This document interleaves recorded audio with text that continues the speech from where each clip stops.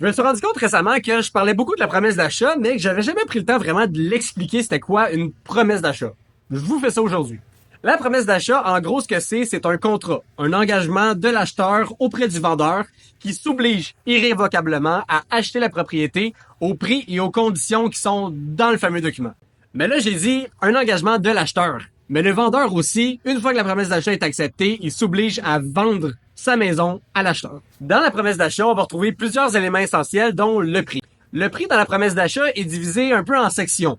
On a le côté financement, puis le côté mise de fonds. L'acheteur va indiquer quelle est sa mise de fonds, que ce soit 5, 10, 20%, puis il va donner la partie du financement. La portion financement vient souvent avec un délai.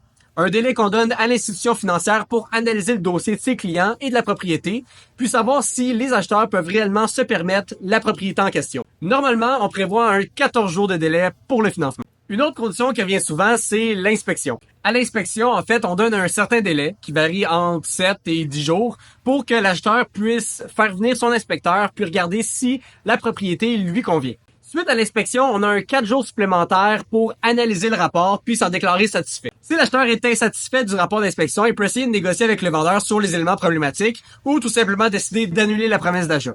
Pour annuler la promesse d'achat, c'est pas aussi simple, mais c'est un autre sujet de vidéo. Ensuite de ça, dans la promesse d'achat, on a tout ce qui est inclusion, exclusion. Donc, est-ce qu'on garde la vaisselle? Est-ce qu'on le laisse partir? Est-ce que je garde les fixtures, la table, etc. On va retrouver également dans la promesse d'achat les délais. Les délais de l'acte de vente et de l'occupation. Ces deux éléments-là, c'est des éléments qui sont souvent sous-estimés par les acheteurs. Des fois, des vendeurs vont être prêts à laisser de l'argent sur la table si on leur donne leurs conditions. Soit de passer chez le notaire un petit peu avant, ou de leur permettre justement d'avoir du temps pour rechercher la propriété, d'avoir un acte de vente plus loin. Finalement, le dernier point de la promesse d'achat, c'est le délai de réponse qu'on donne aux vendeurs. Souvent, le délai de réponse, c'est là qu'on peut user un petit peu de stratégie.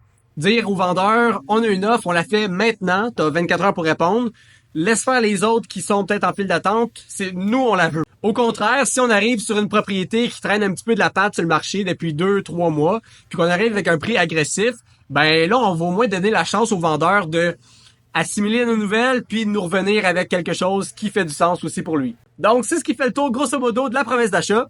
Souvenez-vous, quand vous êtes dans une transaction, je suis là pour la rédiger avec vous, puis vous expliquer toutes les clauses, tous les détails, donc pas besoin de stresser avec ça, simplement m'appeler.